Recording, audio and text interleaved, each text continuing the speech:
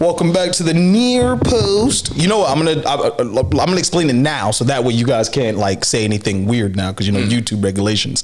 Bought my tripod. Okay, I didn't have the ball pump. Don't know where it is. I'm gonna find it, but I had some like cool ideas. I'll share with you guys later. Now I got it out. Y'all can all kiss my ass.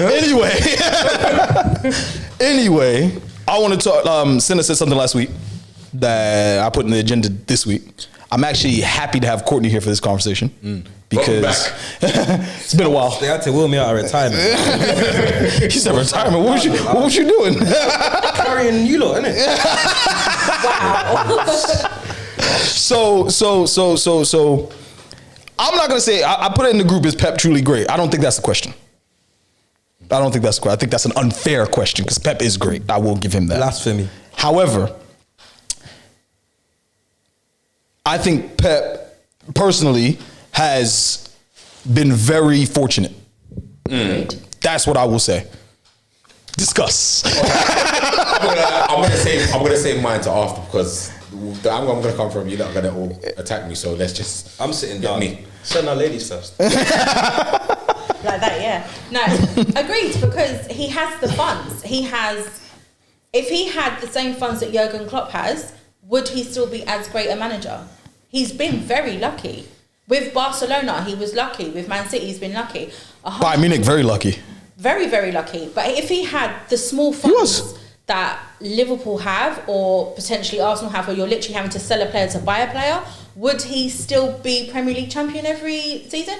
Probably not. They're decent. At the same time, I reckon if Man City start getting these counts and points of docking, I reckon my man might just skedaddle. You know, he's already said that he's bouncing if he sees. He's already like, this if they've lied to me, I have to go. He's already. It has ruined the relationship. He's already saying like, I'm gone. This ain't on me. Because that's got nothing to do with it. It doesn't. It was Mancini and Pellegrini and them guys. The football that's played on the pitch isn't done with the numbers and the stocks and that. It's through pure talented coaching. But if you buy if you're able to buy the best players, exactly. Right. If you've got unlimited funds, you lot are waffling, because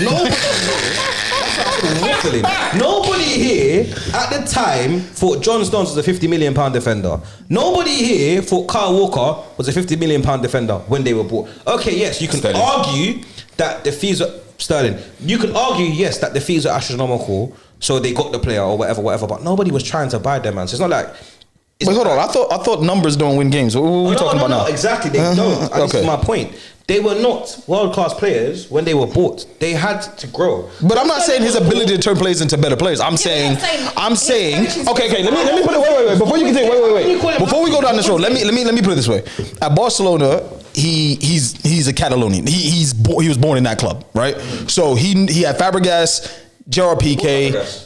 No. In the youth setup, he was coaching youth setup. He had Fabregas, Gerard Piqué, Iniesta, all those guys, Pedro, all those guys, right? Tell him. Fabregas went there. Yeah, Fabregas cut 16, 15. But but you get what I'm trying to say. They all grew up together. So did Piqué cut went to United, right? Yeah. Okay, cool. So what I'm saying is that Sergio Busquets, the list goes on. When he went into Barca, he also had Lionel Messi.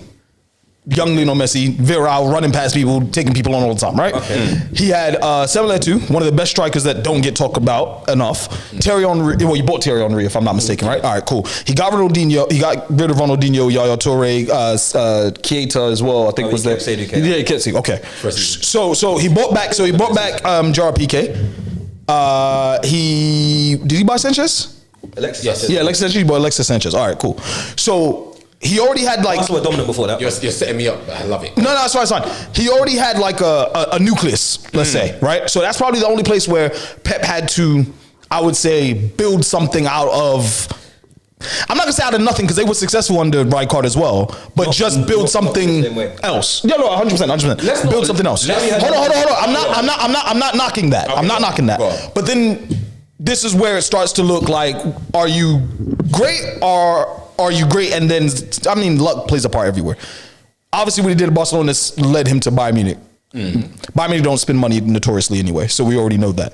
But he had to build a formation and a foundation there. However, it's Bayern Munich. It's not like he went to Arsenal at the time when you guys were struggling and completely changed culture, shifted everything and won titles. He went somewhere where titles were already being won without him. In the domestic league. He didn't win the Champions League there either, so it doesn't matter. They weren't a European force at the time. No, but he still didn't win the Champions League. They weren't. No, when I say European force, to this day, since I'd say Pankes won the treble with them, yeah, and that was he was there before Pep and came for a season after, right? Correct me if I'm wrong. No, you're right. If you were to name the top 5 favorites for the Champions League, Bayern went in that top 5 for a long period of time, to the point now where it's almost an automatic answer, yes. When you talk about Bayern Munich and the Champions League, domestically, that's fine. We know there's a one-horse race over there, really and truly. I don't know why we Yeah, but he didn't change. We tried to debate it or whatever. And yes, you lot are going to say he didn't change. Bayern Munich's whole style and system still hasn't recovered when Pep left. No, but I'm not saying. What I'm saying to you is that they were already perennially winning. They were already getting past the group stages into the quarterfinals. I think they had one semifinal before he showed up. The point that I'm making is that that's a good situation to walk into. It's not like you walked in and they weren't winning. Yes. All right, put it this way: if he went to Dortmund, would the same thing have happened? Yes. Yes, we don't know absolutely. that. No, we don't know that. No. Let me tell you how we do. Who did Pep buy? I don't know why I've got them out like this. I feel like I'm in a rap battle. I know something about you. Who did Pep buy in his first window as Bayern manager? Is it Alcantara? Thiago? And Thiago Alcantara. You can't remember no one else, can you? I can't remember. And how much did you buy Alcantara for? 30, 35 mil? Yeah. That was literally. But can you name the rest of that team? nucleus of his team. Can you name the rest of that team? Yeah, I can name the rest of it. He's still to this day. He was playing Rafinha, a man like that. Yeah, so but you can talk about Iron Robin and Ribery and Schweinsteiger, but those guys were Muller. also there. Let's not act but like those guys were also there. Neuer. Those guys were also there. A good Jerome Boateng. The manager they had before. So what magically made them so successful? The point we're making is that they were successful before he showed up. And okay, but Courtney, he still didn't win the Champions League at Bayern. He didn't win the Champions League. No, but alright, cool. He didn't win the Champions League, but it wasn't. So he didn't change anything. When I said make a force, the reason they didn't win that Champions League wasn't because it was a terrible band. It just wasn't there now, whatever. Fair. But that team became a dominant force in Europe for a long period of time. Hold on, wasn't Pep a part of that team wasn't he managing Bayern when they got smashed? It wasn't 8-2, no, it wasn't. No, it wasn't? Okay. Yeah, but That we're was not like saying the other day. he's No, not that I was the gonna show on him, I just wanted to know. saying with the money that City are giving him. And then walking into that situation. Saying the money that City are Maybe giving the money him, not he didn't Bayern, spend on Bayern. that's just at Bayern. But You Bayern, can't be lucky 4 times in a row. at Bayern, you're already at the best team in the league. Yeah. So you're not changing. Like they've won the league before he's come. Okay. It's not like City. Yeah. Were City the best team in the league when he came? They won Premier Leagues before he showed up. No, were they the best team Probably. in the league when he came? Probably. They were not. I think it's a universal argument. I think it's Alright, let me put it this way. No, wait. No, because I didn't say shit. That's subjective. What I'm gonna say is the City team he walked into, or in the top 5 or top 6 or whatever, is that City team comparative to the City that we know of now, where it's literally who's gonna win the league? City, and then fuck knows what happens after that. City are so dominant now that we get excited if a man misplaces a pass or he's out of position. No one, but they're not arguing that. That's not arguing that. No, right, but you're talking about money.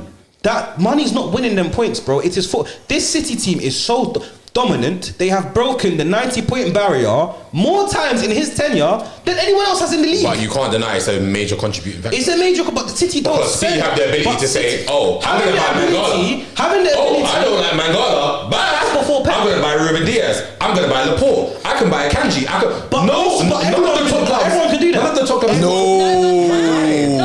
Even Jose said that when he was doing it. Jose said, "It's not like as if it's across the road. You could just do this." Wait till Newcastle start flinging their balls. My guy. No one has done that. No one can do that. No one can do Liverpool that. dropped 75 mil in January on a Van Dijk, centre back. yeah. So why are we saying no one can? We're saying Whoa! You're not. No. You're missing the point. All that City spends, and we talk about them as if they spend all this money in one window. They don't. No, but you're missing the point we're making. What we're trying to say to you is that Pep went into a team. Okay, let's move on from Bayern Munich, right? So we know he didn't win the Champions League there. We know he didn't really do much to change what they were already doing. They were already winning the league year in, year out. He's gone now to City, who are the richest club in the Prem at the time, and they were already winning before he got there. His mandate, I'm sure, from the day he walked in was to bring a Champions League to Manchester City. He's done that now in present day. But at the time, when he walked in, he had fullbacks he didn't like. So he bought other fullbacks.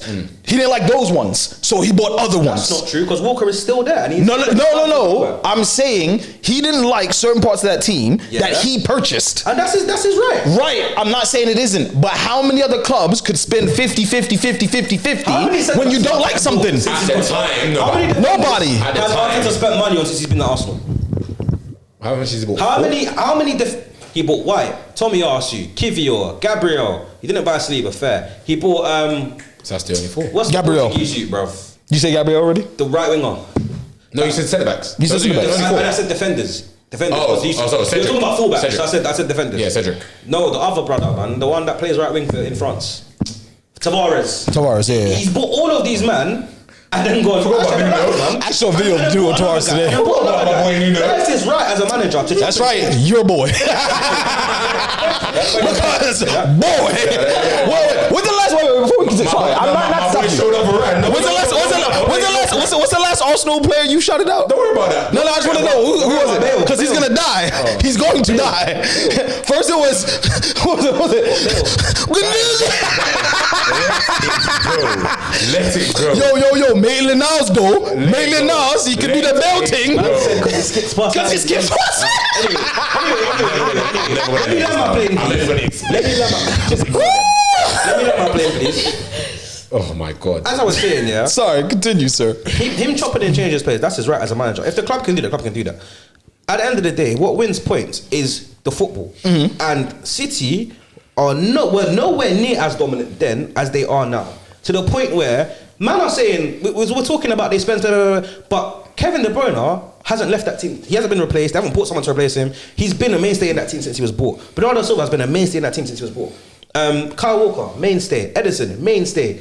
The only players he's really and truly chop and changed willy-nilly have been people like out wide, Negredo and man like, he even Binary, I'm trying to shit.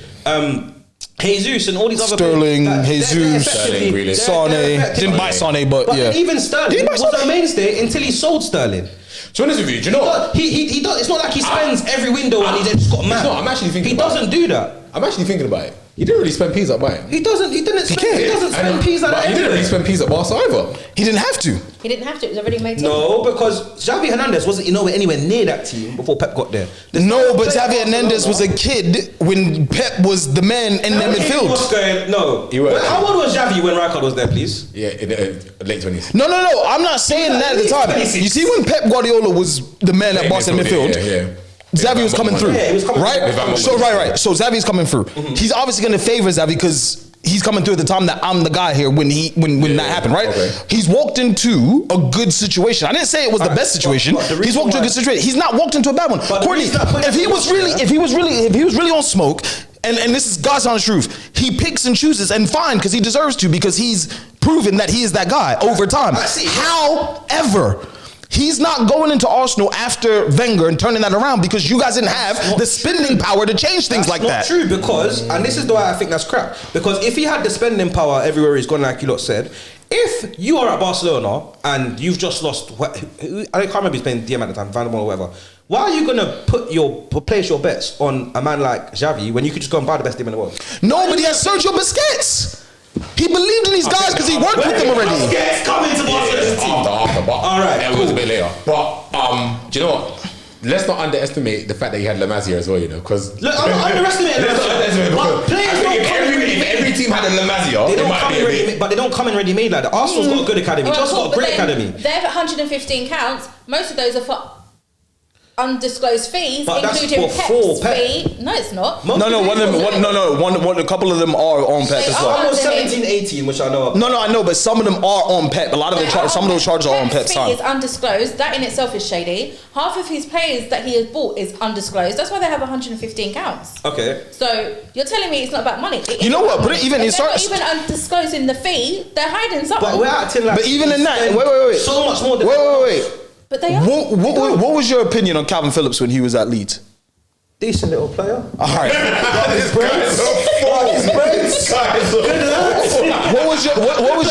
What was your opinion on Matheus Nunes at Sporting? Because I'm not gonna say Wolves because Wolves are struggling. I liked him as a prospect. Yeah, I wanted so to did I. come to. Okay, right. Interesting prospect. So imagine Him and Consalves. You can imagine now, because United used to take the best British player and bring them over. Obviously, Fergie failed with steamroll the league. Shearer, Gascoigne, plays like that. But other than that, he got most of what he wanted in that situation.